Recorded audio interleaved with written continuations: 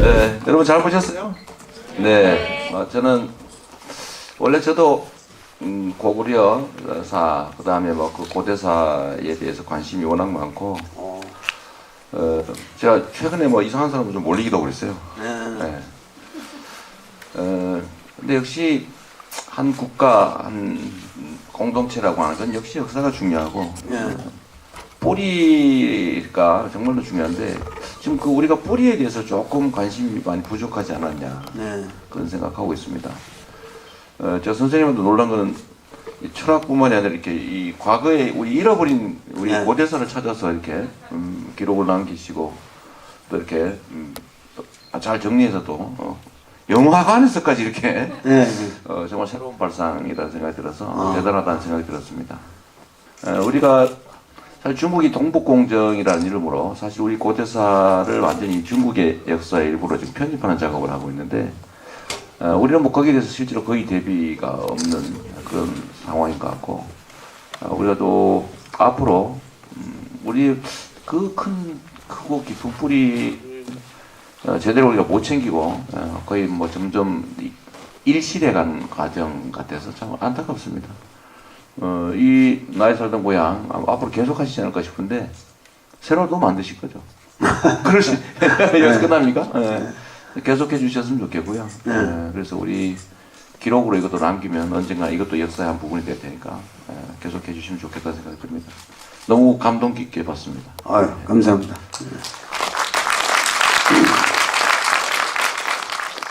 이 영화는 원래 뭐 영화로 찍었던 것은 아니고요.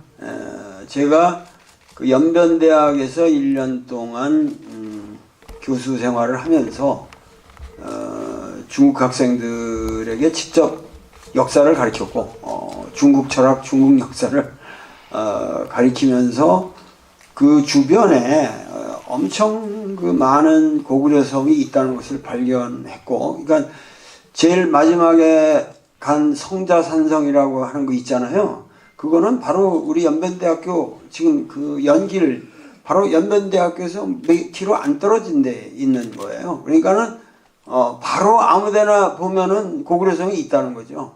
그래서 그런 데를 이제 1년 동안 이 영화는 상당히 그 사계절이 다 담겨 있는데 그 오랜 시간 동안 댕겼는데 거기에 제 제자들이 따라 붙어서 기록을 해 놓은 거죠.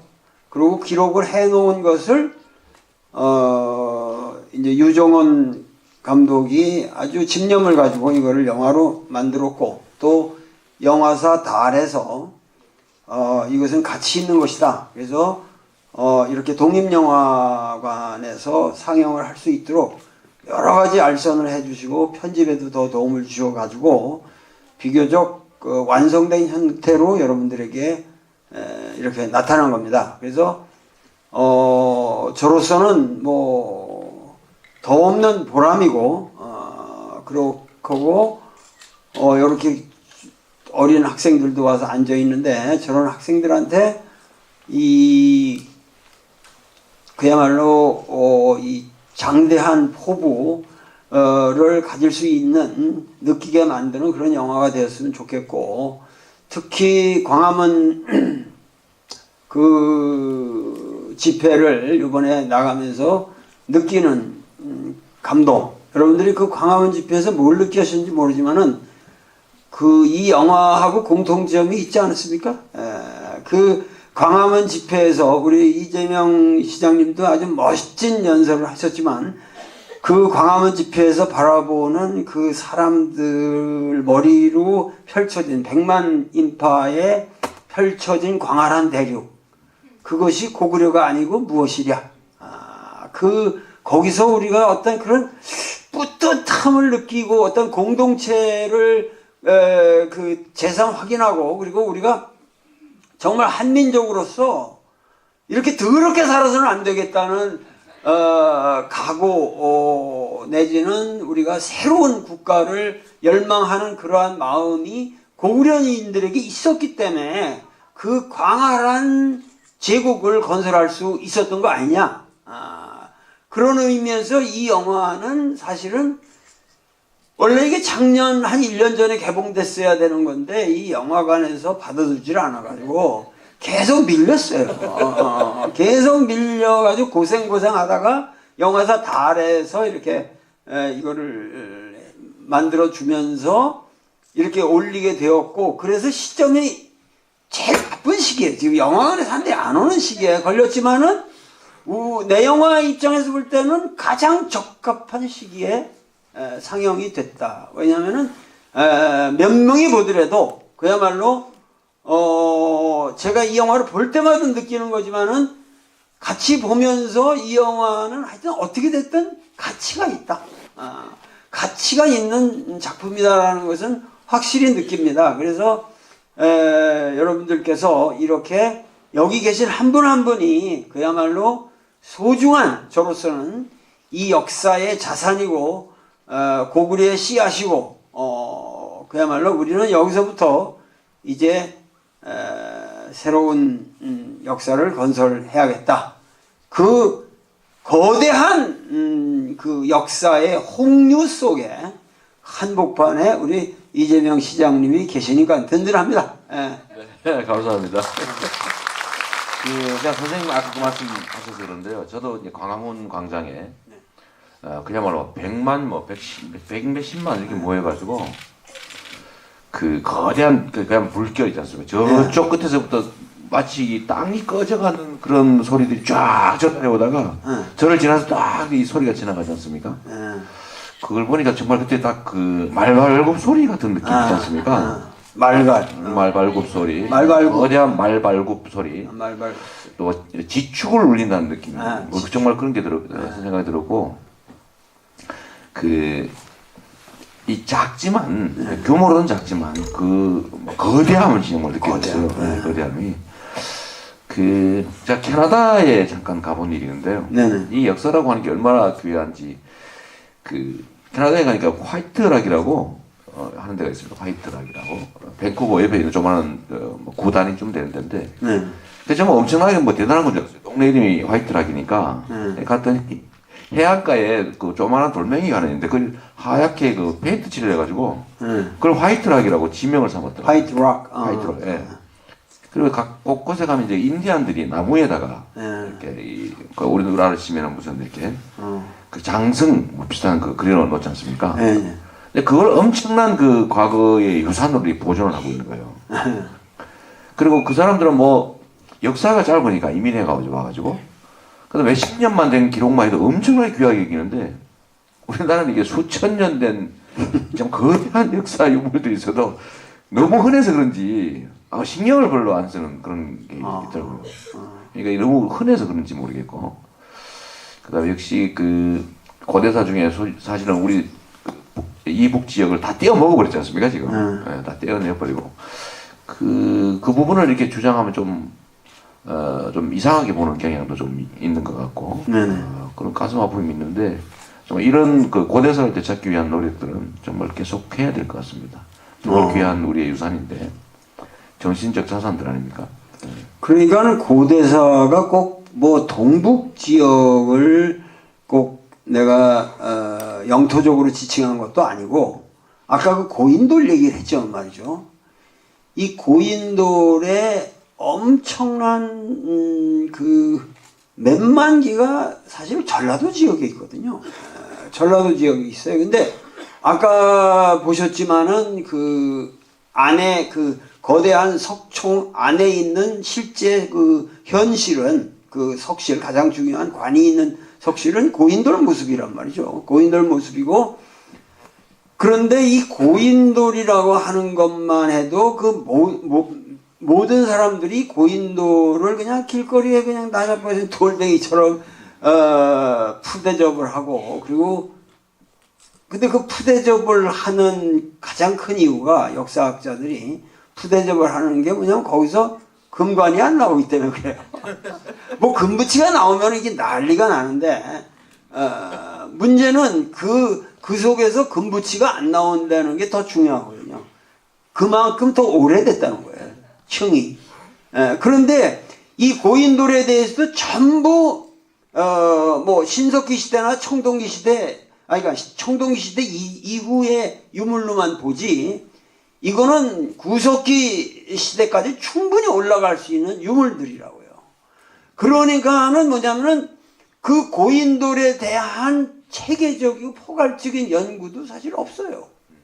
그러니까는 전라도 지역 가면은 그 어마어마한 고인돌 하나가 몇 톤짜리인데 그거가 거기 있을 수가 없는 돌이거든요. 근데 그거 하나를 날러 오려면 얼마나 많은 수만 명의 인원이 동원됐을까 하는 것을 우리가 생각을 해야 된다는 거죠. 그러니까는 이 역사 인식이라는 것이 하찮은 이런 것부터 모두 우리 역사의 고귀한 역사의 그 증거라는 것이고, 특히 아까 말씀드렸지만은 이쪽 동북 지역의 역사라고 하는 것은 그것은 뭐 너무도 명백한 것이기 때문에 중국 사람들이 거기에 대해서 뭐라고 얘기하든 아무 신경 쓸 필요가 없어요. 중국 사람들이 중국 사람대로 쓰게 놔두고 우리는 우리 역사를 쓰면 된다고요. 그러니까는 과거사라고 하는 것은 이미 우리의 소위 좁은 국가 개념을 떠난 것이기 때문에, 뭐 예를 들면은 뭐 하버드 대학 교수가 로마사를 쓰는데 이태리 사람 눈치 보지 않잖아요. 마찬가지로 그 지난 역사라고 하는 것은 우리 역사는 저 중국 역사를 그 포괄해서 일본 역사까지 이 전체를 하나의 우리 중심의 문화사로서 다시 살려내야 된다. 이것이 이제 제 생각이고, 앞으로 이런 면에서 제 평생을, 앞으로 남은 인생은 제가 국학에 바치도록 할 겁니다. 박수 한번 주세요. 너무 큰 결단을 하셨군요. 네. 예. 우선적으로 댕기면서 사실 저렇게 저 정도 이 모든 게 현장에서 내가 직접 한 거거든요. 그러니까 현장에서 이렇게 하고, 현장에서, 그러니까 여기 앉아서 하는 것도 그게 다 연변대학교 내 연구실이에요. 그러니까 여기 와서 새롭게 녹음한 건 하나도 없어요. 그러니까 현장에서 느낀 것만으로 우리가 영화를 만들자. 그래서 이제 그렇게 만들었는데, 그 발해 지역 같은 거니 이런 거는 저 혼자 갈 수가 없어요. 그건 몰라요, 사람들이. 그래서 그 발굴자들을 같이 데리고 다녔어요. 그 연변대학에 그런 우수한 교수진들이 있기 때문에 그런 사람들하고 같이 다녔고, 그래서 이제 사전에 그 연변대학교 총장이 뭐 연락도 해주기도 하고, 뭐 여러 가지 그 도움을 받았지만, 그 사소한 문제에 있어서 아주 그 어려움이 많았습니다. 어려움이 많았고, 뭐 중국 가서 아무리 큰 소리 쳐봐야 뭐 한국에서는 도울 그런 거 알지만 거기 가서 뭐 아무리 제가 뭐를 클레임 해봐야 안 통하니까, 그런 데 가서는 역시 상당히 점잖게 행동하는 게 좋다. 그래서 그나마 이렇게 찍을 수 있다는 게 이게 참 기적적인 작업을 한 거죠. 그리고 두 번째 발해 멸망에 관한 그 화산재 그 설은 일본 어느 교수가 그런 설을 냈는데, 우선 연대가 많지를 않고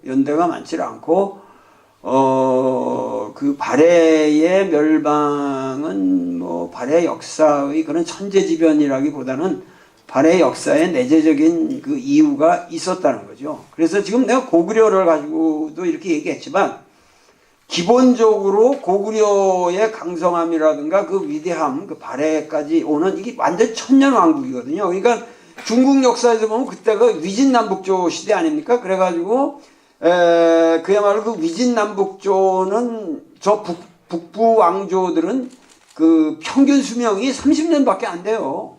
그 정도로 이렇게 바뀔 때 고구려는 1000년을 유지했으니까 아까 말했듯이 그 고구려 사람들은 자기들을 중심으로 했지 우리가 말하고 있는 지금 중원의 역사는 오히려 변방으로 볼 수밖에 없었어요. 그러니까는 우리가 이 역사를 볼 적에 너무 중국 역사도 중원 중심으로만 보고 있다. 우리 역사도 너무 이 신라사 중심으로 신라인들이 썼기 때문에 신라 중심으로 보고 있다는 것이고 그런 의미에서 이 발해의 멸망이나 고구려의 멸망의 가장 큰 원인 중에 하나도 역시 외부적인 팽창이 너무 심해지면서 내부의 공동화가 진행된 것은 확실한 것으로 보인다는 게 제 생각이고 그것이 분묘 형태라든가 여러 면에서 상당히 그 소박하지만 신라는 내실이 있는 또 그런 측면이 있습니다. 그래서 역사라는 건 다양한 측면에서 봐야 되기 때문에 특히 외환과 내후로 볼 적에 항상 우리 역사의 가장 중요한 문제는 외환보다는 내후에 있다. 오늘날 우리가 당면한 문제도 국제 정세에 있다기보다는 지금 우리 자체 내에 이 정치가 이렇게 개판으로 망가져 왔는데 이것은 박근혜의 문제가 아니라 이승만 때는 사실 더 개판이었습니다. 우리가 지금 과거 지나간 역사를 해서 모르지만 보도연맹에서 30만 명을 죽였어요. 우리나라 다 지사들이에요. 그러니까 그런 역사를 우리가 쭉 뭐 반민특위의 좌절이던가 이런 걸 쭉 생각해서 본다면은 그 악랄한 역사가 오늘까지 그야말로 엄청난 세월 동안 축적되어 온 그 역사를 생각하면은 그 역사의 진상, 우리를 지배해온 모든 지배계급의 그 진상이 최초로 적나라하게 드러나는 사건이었다는 의미에서 이번 우리가 당면하고 있는 이러한 사건이라고 하는 것은 그야말로 우리 민족에 있어서는 얼마나 천우신조의 그 다행한 그러한 기회냐. 그래서 우리 고구려 역사를 생각하고 신라 역사를 생각하고 백제 역사를 생각하면서도 오늘 우리가 가야 할 방향을 잘 생각해 봐야 되지 않느냐. 이렇게 말씀드리고 싶습니다. 또 우선 광개토대왕 비문은요.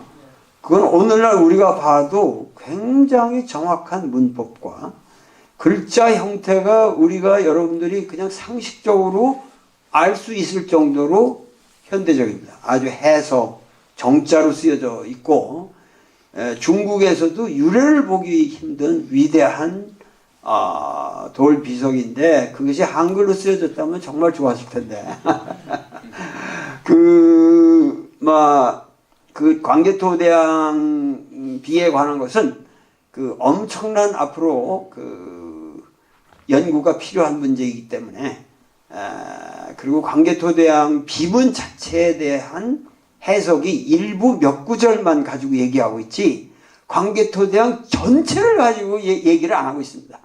근데 전체를 봐야 됩니다. 이 비문의 전체 내용이 한 역사서만큼 많습니다. 지금 거기에 담겨진 내용이. 그래서 그거에 대해서는 제가 앞으로 위대한 연구서를 꼭 내놓겠습니다. 걱정 마십시오.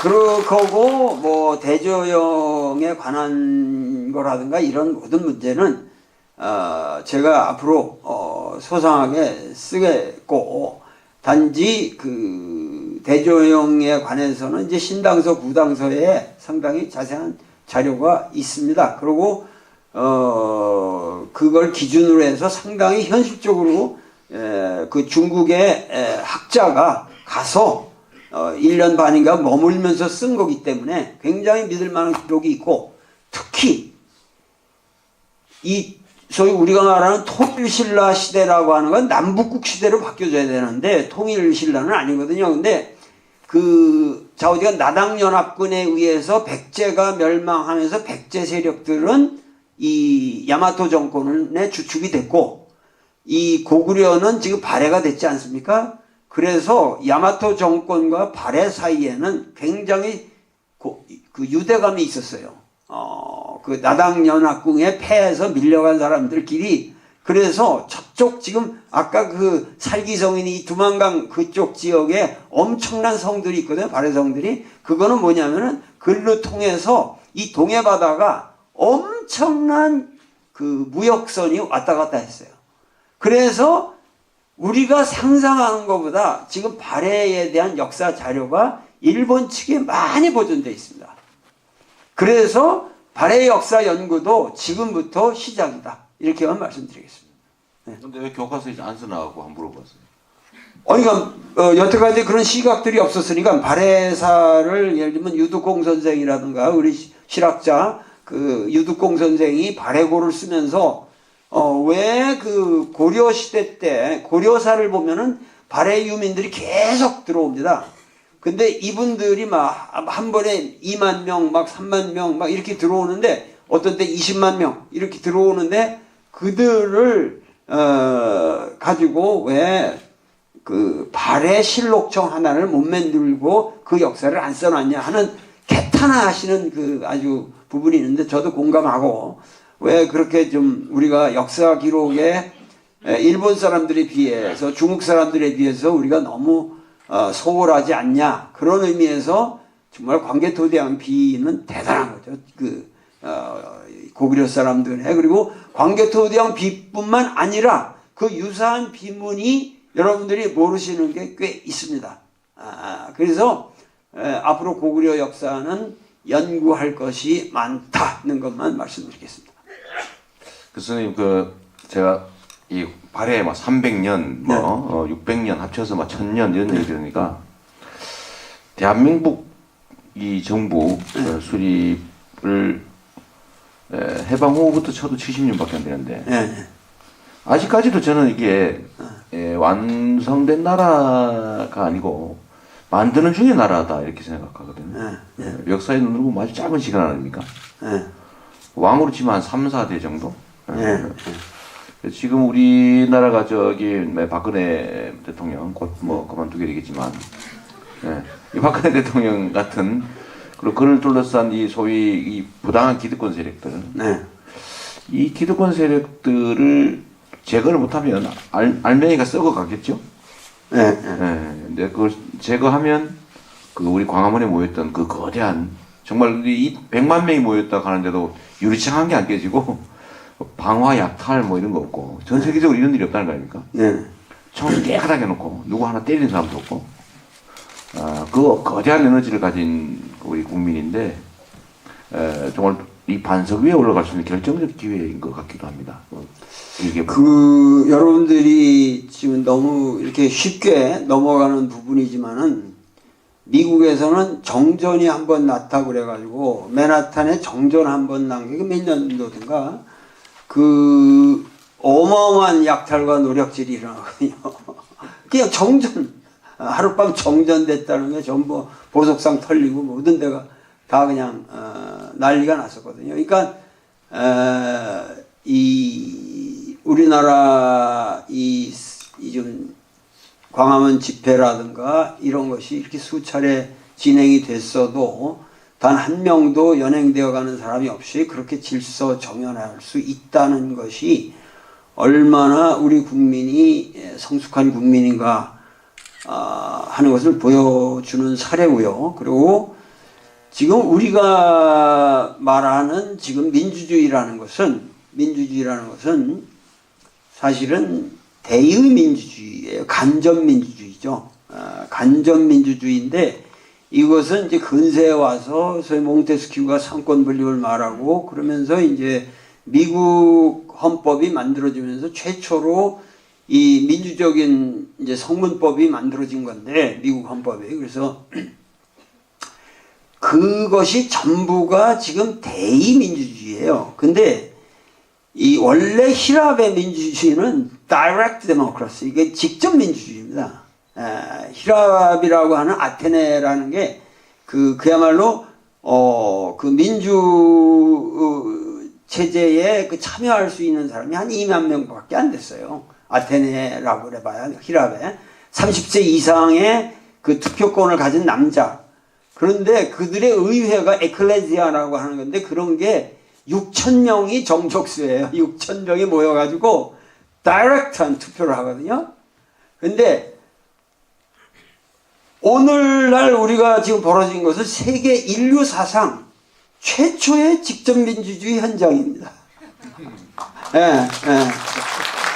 히랍 역사 이래, 그러니까 서구인들은 그것을 이상으로 삼았지만, 그레코 로망의 이 전통을 서구인들은 자기들의 어떤 문화적 기준으로 알고 왔잖아요. 근데 히랍 민주주의의 역사적 현장은 우리 광화문에서밖에 실현된 적이 없어요. 그래서 우리야말로 히랍 민주주의를 최초로 21세기에 구현한 민족이다 하는 소감이 저는 들어요.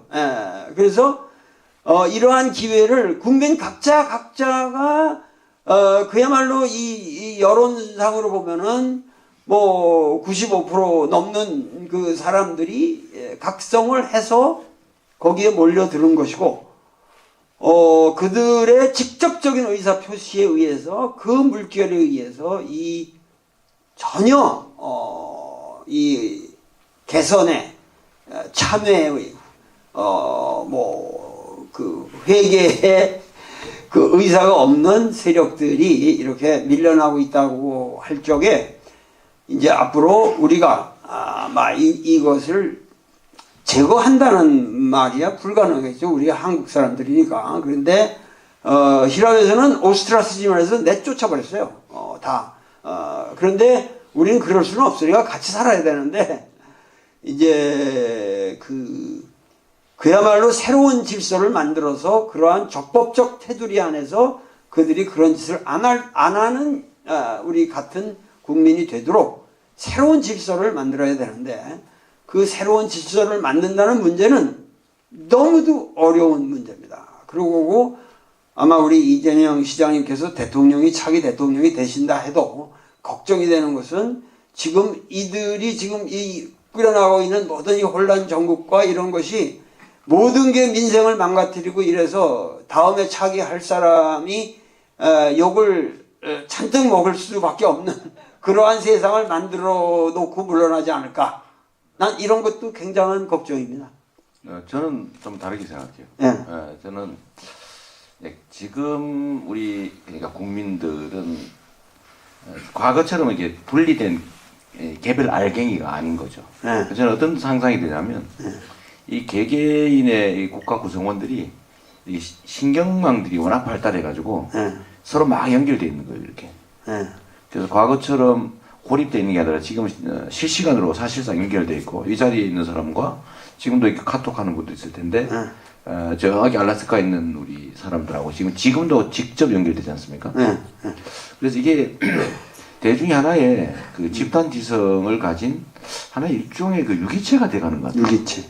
유기체가 돼가서 이게 하나의 집단 지성으로 지금까지 지배당했던 정치를 지배하는 쪽으로 전환되고 있는 것 같습니다. 그러니까 지금 무섭지 않습니까? 전하고 달라서 분리해서 지배하는 게 좀 어려워지는 상황인 것 같아요.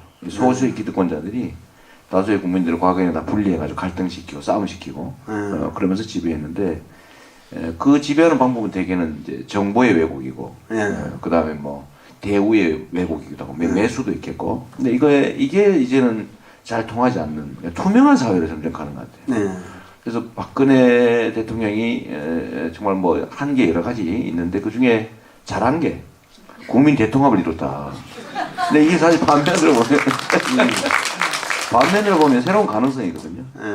우리 광화문에 모인 뭐 그 대중도 대중이지만 국민들이 마음을 하나 딱 모아서 이게 무서우니까 그 탱크 몰고 이렇게 뺐던 권력 아닙니까?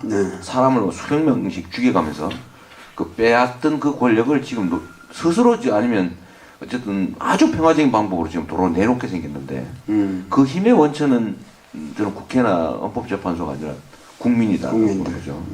이 국민의 그 집단 지성의 수준이나 아니면 실천력 뭐 이런 게 과거와는 비교할 수 없을 정도로 높고 네. 이게 그 다 망가진 나라이고 그 기득권자들을 제압하는 게 실제 어렵긴 하겠지만 엄청 힘들겠죠. 근데 결국 국민적인 에너지가 밑받침돼서 저는 아주 널널하게 새로운 질서를 만들어낼 수 있는 기회가 되지 않을까 싶은데요. 그 상당히 그 정치인은 낙관적인 희망을 갖는 게 좋습니다. 그게 훌륭한 정치인의 용기고, 막 투지고, 우리가 항상 살면서 그 비관을 미래에다가 던져놓고 있으면 어떻게 하루를 살겠어요. 역시 우리가 훌륭하십니다. 아주 낙관론을 가지고 계시는데, 역시 오늘도 그 중앙일보에 논설위원인데 강찬호라는 분이 쓰신 논설을 보면은 많은 사람들이 기득권자들이 이재명이라는 사람을 상당히 이렇게 가볍게 보려는 자세가 있는데 결국 누가 트럼프 처음 나왔을 때 트럼프하고 비교해서 미안합니다. 그건 아니고 트럼프 처음 나왔을 때 누가 그 사람을 시리어스하게 봤겠냐. 그런데 결국은 그 뒤에 그 사람으로 결집된 시리어스한 민중이 그래도 미국에 이러한 결과를 가져오지 않았느냐. 마찬가지로 지금 이재명으로 결집되는 우리나라의 세력이라고 하는 것은 무슨 진보 보수 이런 것이 아니라 뭔가 새로운 질서를 갈망하는 국민은 누구나 지금 이재명 스타일의 새로운 스타일의 정치를 원하고 있다. 그래서 그 결집 세력이라고 하는 것은 어느 당파나 보수 진보라든가 무슨 젊은이라든가 늙은이를 떠나는 그거는 새로운 세력이고 저는 무엇보다도 사실은 지난 선거 때도 사실은 뭔가 안철수 같은 분이 나오셔가지고 상당히 뭔가 선거판을 흐렸는데 요번에는 우리 이재명이라는 새로운 캐릭터의 등장은 이 성남시를 저도 오늘 처음 와서 성남시를 부끄럽지만 처음 와봤어요. 이렇게 대단한 데인지 몰랐네 내가. 이게 별로 공부하느라고 시간이 없어가지고 이렇게 많이 이렇게 댕기질 않거든 시내 같은 데를. 근데 여기 와서 보니까 성남시장이라는 게 엄청난 거구나. 내가 오늘 아주 감탄을 하면서 왔는데 결국은 이러한 행정력과 이런 것이 입증되어서 오늘의 이러한 이재명이라는 사람이 그래도 이 사회에 등장을 해서 새로운 바람을 일으키고 있다는 것은 우리 역사를 새롭게 진작시킬 수 있는 그리고 이 선거판을 어떠한 의미에서든지 이 재미가 있어야 국민들은 관심을 갖거든요. 네, 맞습니다. 재미없으면 선거도 안 돼요. 왜냐하면 우리 국민들한테는 선거처럼 재미난 드라마가 없거든요. 연속방송국 1000편을 보세요. 이 선거 드라마 하나에 당연해요. 그러니까는 이 드라마가 재밌어야 된다고요. 근데 이 드라마를 재미있게 만들 수 있는 최고의 스타가 나타났어요. 네, 감사합니다. 선생님, 역시 이런 것도 역사를 만들어가는 거라고 저도 생각하는데 말이에요. 근데 이 역사라고 하는 건 아까 지금 말씀하신 것처럼 평리하면은 역사가 아닙니다. 반전의 재미지 않습니까? 반전. 저는 예를 들면 위기 속에서 기회를 만드는 게 진짜 능력이라고 생각합니다. 그렇죠. 주어진 기회들을 잘 살리는 거는 누구나 할 수 있는 건데 이 반전과 위기를 기회로 만드는 이게 진짜 에너지라고 생각합니다. 네. 제가 자랑질을 하나 하면요. 네. 종북물이 있지 않습니까? 종북물. 우리 사회는 종북하면 다 무서워합니다. 특히 정치하는 사람들은 종북 얘기만 나오면 다 도망가 버려요. 제가 남들이 안 하는 걸 해야 재밌지 않습니까? 네, 네. 이 종북 이걸 정면으로 돌파해서 깨야 되겠다 이렇게 마음을 먹고 계속 정면 돌파해 왔는데 네. 지금은 저한테 종북 머리를 아예 안 합니다.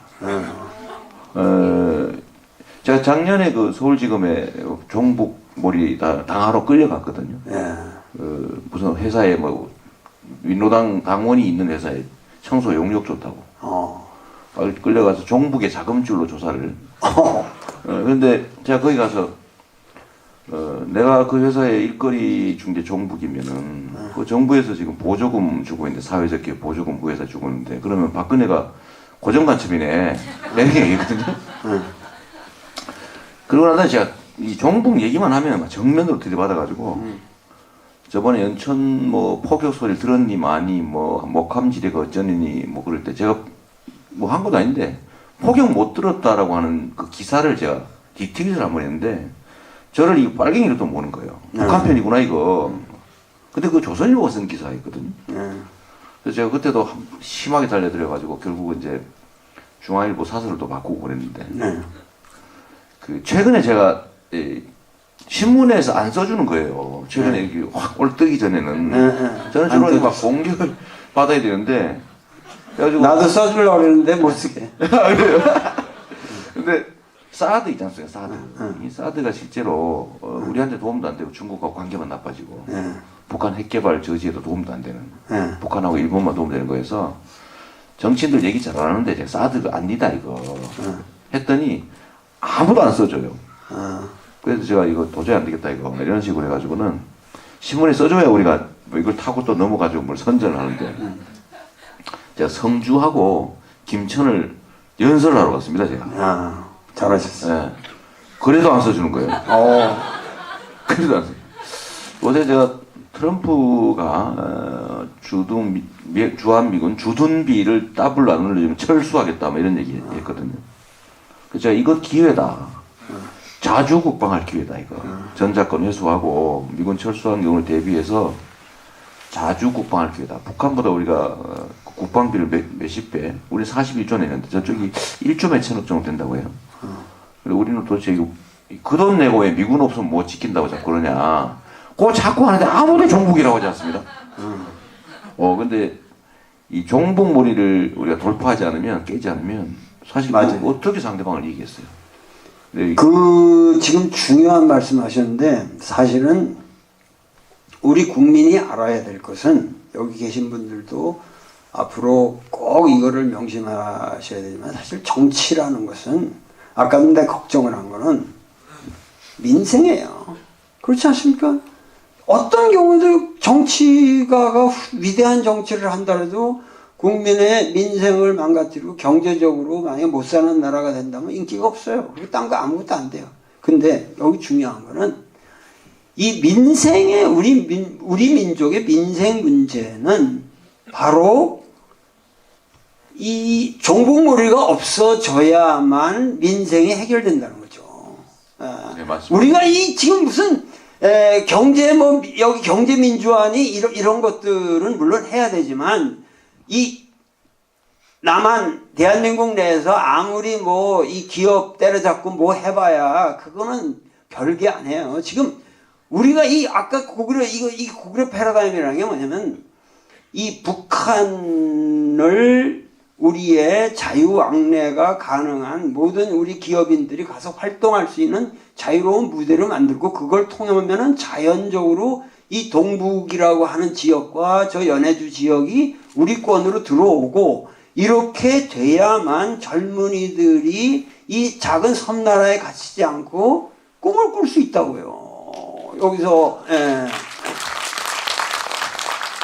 그러니까 이런 거를 해결하려면 우선 남북 화해가 이루어져야 되고 이 남북 화해라는 것이 예를 들면 이 박근혜 정권의 가장 내가 몰상식하게 생각했던 거는 뭐 하루아침에 그냥 그 개성공단을 그냥 닫아버리는 그런 몰지각한 행동이 도대체 어딨냔 말이에요. 그거는 최후의 결정해도 될 거를 자기가 최초의 카드를 그냥 하루아침에 그것도 알고 보니까 최순실의 명령이었던 모양인데 결국은 이러한 방식으로 우리가 뭐냐면 여러분들이 가슴 깊게 가슴 아프게 생각하셔야 할 것은 아까 이승만 정권 이래 오늘날까지 우리는 반공 종교가 지배하는 기독교가 아니라 반공 종교가 지배하는 중세기에서 살아왔다는 거죠.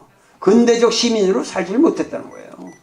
이 부끄러운 역사를 우리가 뼈저리게 반성하고 이제는 더 이상 나는 당장 말이죠. 예를 들면 박근혜가 탄핵을 당하고 나니까 황교안이 회의를 여는 게 뭐냐면 군사회의예요. 아니 군사회의는 지가 알아서 하면 되지 왜 국민 앞에서 쇼를 하는 그게 왜 제일 먼저 쇼가 돼야 됩니까? 이것 자체가 아직도 백성들은 우리나라의 대한민국 백성들은 모두 이 군사 문제 가지고 겁만 주면은 황교안이 잘하는구나. 이런 식으로 여러분들이 속는다는 거예요.